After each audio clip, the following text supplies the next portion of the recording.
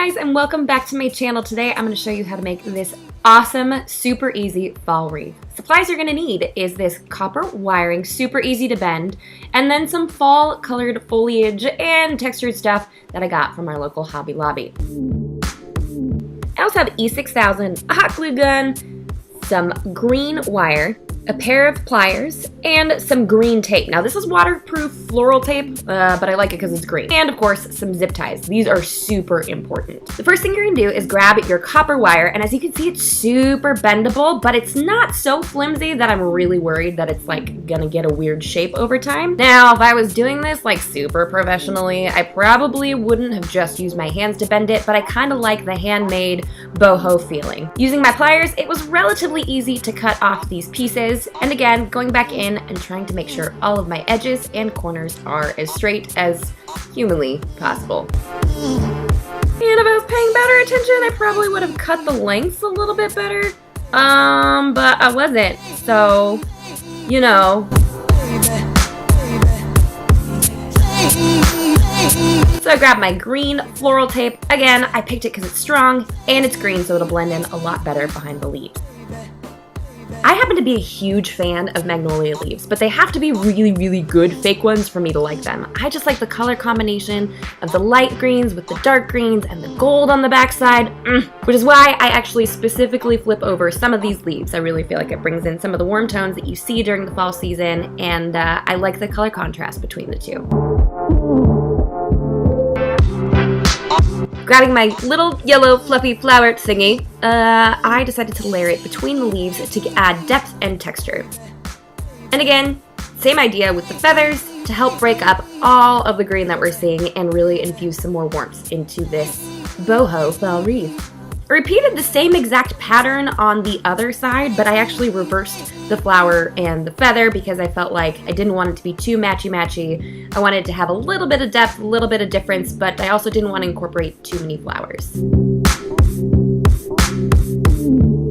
And grabbing this gorgeous freaking magnolia, again, from Hobby Lobby. Oh, I just love how realistic this looks. Go ahead and snip it off with my pair of pliers. I left it a little bit longer so it would give me a bit of a handle to work with while I was creating the wreath, but don't worry, I'll go back in later and trim off the excess. Here's where the green wire comes in handy. I actually pre-wired all of the little pieces together, or the little bouquets, if you will, and because the wire was green, it was a lot easier to hide. Be sure to wrap tightly and twist the ends together so nothing comes loose. Also, take your time, bend some leaves, move some things around. You don't want everything to be in a super straight line. I like when things are kind of falling off the edge. You know, like my life. Okay, that doesn't make any sense.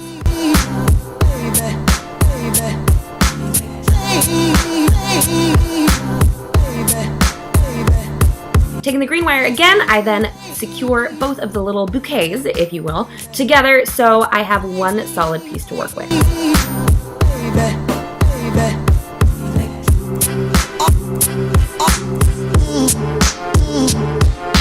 Now, taking my two pieces, because I already know kind of the direction that I want to go with this overall thing, I am going to secure the two sets of bouquets together to make one big L shape. Grabbing some more wire, I'm going to start doing some preliminary securing to the Magnolia Flower.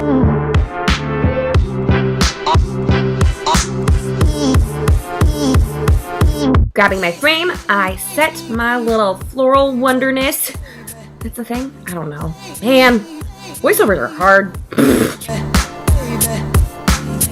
And grabbing some more floral wire, I then secure just a little bit of it into place. But as you see in a minute, I'm going to come back in with something a little bit stronger because this is not enough. But it does hold it somewhat in its proper location until I come in with the big guns.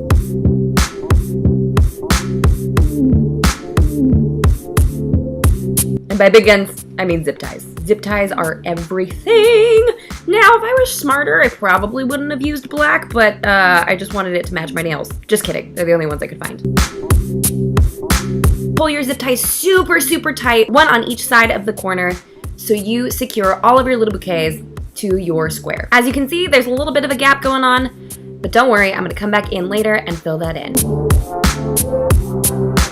Here you see me trimming off the excess of that magnolia stem because I do not want this wreath sticking out from the wall so you can see all of those ugly mechanics underneath, because that is just like, hey, look at this craft I made. And everyone's like, I know, I can tell. Going back in with some more leaves, I just wanted to add a little bit more to it. It just felt like there wasn't quite enough going on.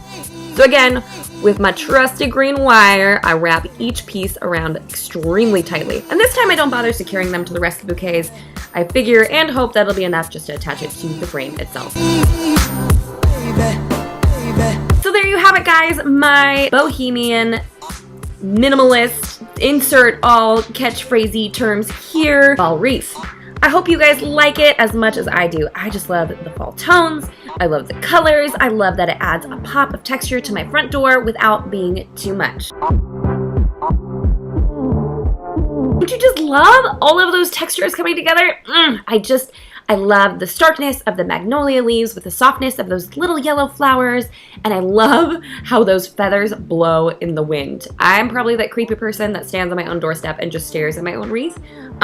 So, you know, if you want to be a creepy person staring at your own door, join me. Try this out. If you haven't done so already, like this video, subscribe to this channel, and I'll see you guys again very, very soon. Bye, guys!